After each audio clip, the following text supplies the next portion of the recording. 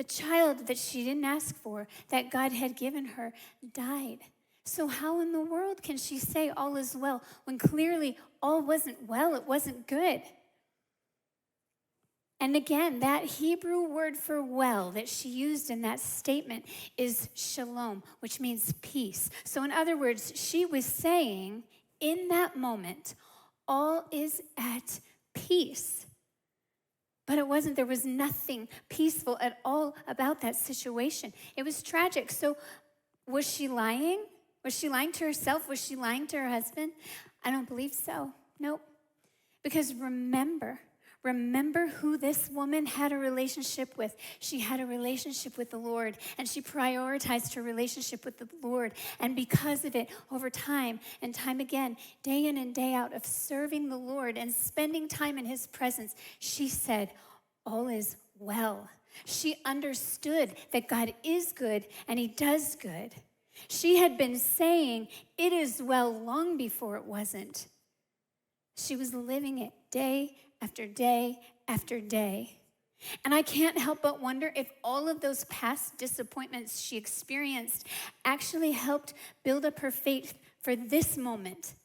Because she had seen that disappointment did not stop God from giving her the promise and the unspoken desire that her heart longed for.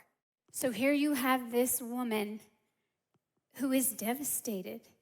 She said all is well, and she was choosing to remain in that place of believing all is well, but she's devastated. But she went straight to the man of God. She didn't tell Gehazi. Gehazi asked. She didn't tell Gehazi. She didn't run to anybody else. She went straight to God first and foremost, with the most desperate pieces of her heart. She went to the Lord, and then she let him see how broken she was. She didn't hide it from him. She was honest. She was real. She was raw. And that's us. When we are broken and desperate, we can run straight to Jesus. We don't have to hide our brokenness. We don't have to hide our hurt, our pain. We can tell him everything.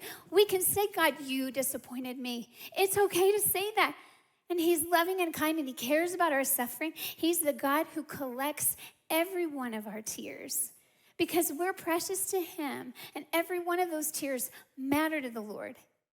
When we decide to follow Jesus and to do life with him and say, I'm not turning back, we can trust that we live a life that's built on and founded on peace because it's built and founded on God. And this woman, her story is ended. And thankfully, her story ended happily because Elisha did raise her son.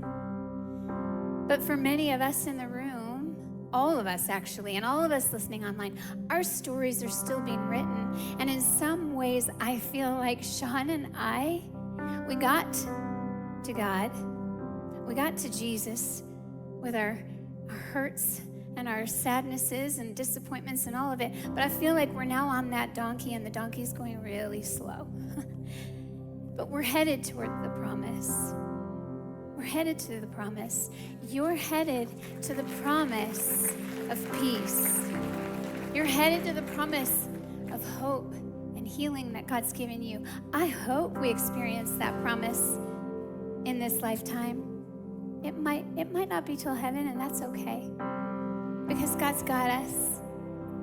God's got you. I know the Lord has good plans for us all. Sadness is not the end of your story.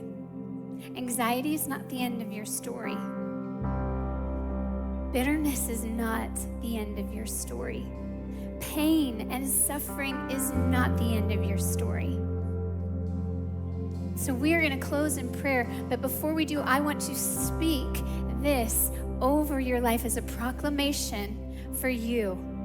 Psalm 27, 13 through 14. I believe that you shall look upon the goodness of the Lord in the land of the living. Wait for the Lord. Be strong and let your heart take courage and wait for the Lord.